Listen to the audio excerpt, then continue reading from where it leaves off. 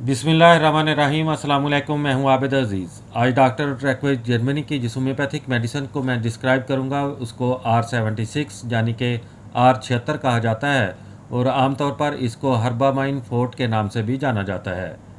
R76 की composition में जो एक्टिव इंग्रेडिएंट्स का इस्तेमाल किया गया है इसमें शामिल है aconitum 3X, convallaria Q, drosera Q, kali iodatum 3X, lobelia 3X, stramonium 3X, ammi visnaga Q, ephedrine hydrochloride 3X और मेंथोल 3X।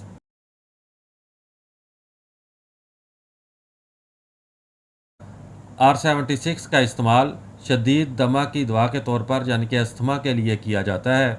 डॉक्टर रैकवर्क का यह मुजरब नुस्खा दमा के शदीद दौरे में सांस की नालियों, फेफड़ों और दिल पर से दबाव को कम करके मरीज़ को फौरी सुकून पहुंचाता है। सांस की नाली का दमा, सांस की तंगी, दिल की तकलीफ़ की वजह से दमा, सांस की नाली का तशन्नुज, फेफड़ों की सोजश, छाती में दम घुटने और बोझ का एहसास, हाँफने की सी कैफियत, चलते वक्त सांस का जल्द फूल जाना, गर्दो गुबार, फफूंदी, पौधों की खुशबू, परिंदों के पर वगैरह से एलर्जी जो दमा का बायस हो, बाज़ किस्म की दवाएं या बाज़ किस्म के खाने, जज्बाती दबाव, मौसम की तब्दीली वगैरह अगर दमा की वजह से हो तो R76 का इस्तेमाल नहायत ही मुफीद और मौजू है।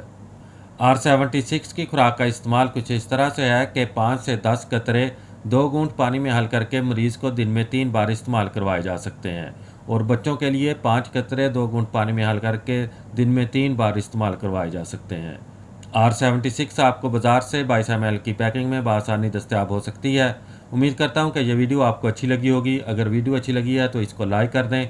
अगर आप मज़ीद होम्योपैथिक मेडिसिन के बारे में इंफॉर्मेशन हासिल करना चाहते हैं तो मेरी रिक्वेस्ट है कि इस चैनल को सब्सक्राइब करने के साथ साथ बेल नोटिफिकेशन को भी ऑन कर लें ताकि मेरी हर नई आने वाली वीडियो आपको बर वक्त मिल सके। इसी के साथ ही नेक्स्ट वीडियो तक मुझे दें इजाज़त। अल्लाह हाफिज़।